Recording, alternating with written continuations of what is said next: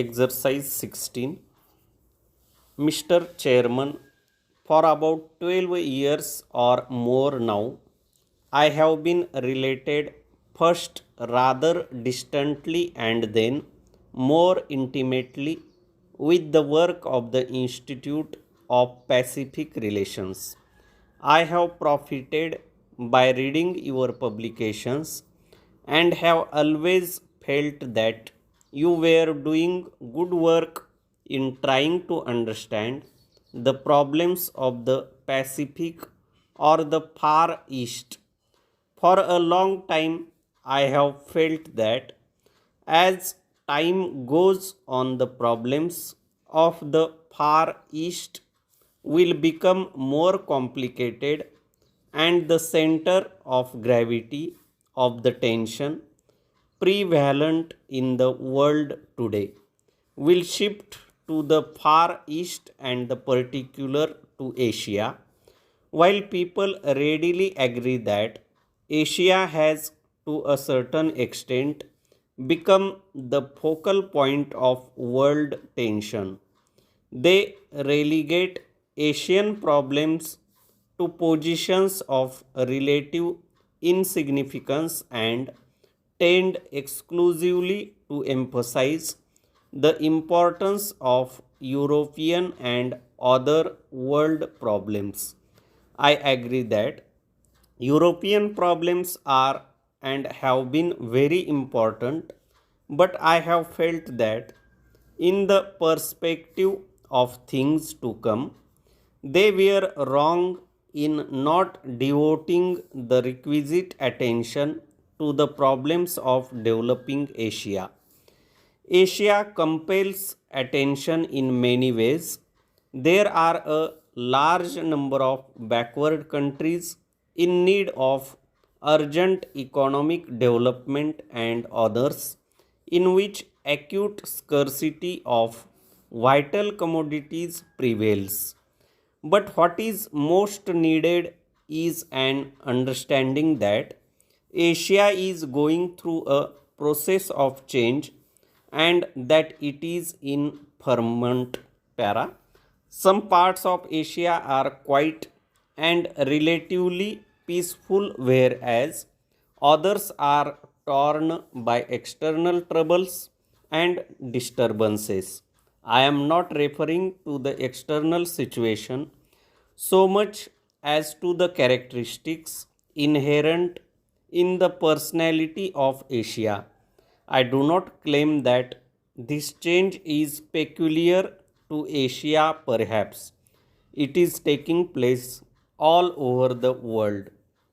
In Asia, we have been kept down and are now trying to catch up with others who are ahead of us.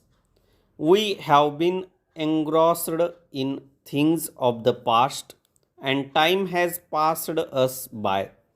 We have not been able to keep pace with it, and so we must run. We cannot afford to talk, but then when we run, we also stumble and fall and try to get up again. We realize that speed, especially in an age old continent like Asia, involves risks and dangers, but we have no choice in the matter. If you seek to understand us, you can do so to a limited extent. Para. Asia is a huge continent, and the peoples of Asia are all different from one another as they were reared in different cultures and traditions. In spite of all this, I think it is still true to say that there is such a thing as Asian sentiment. Perhaps this sentiment is merely the outcome of the past 300 years of European influence in Asia.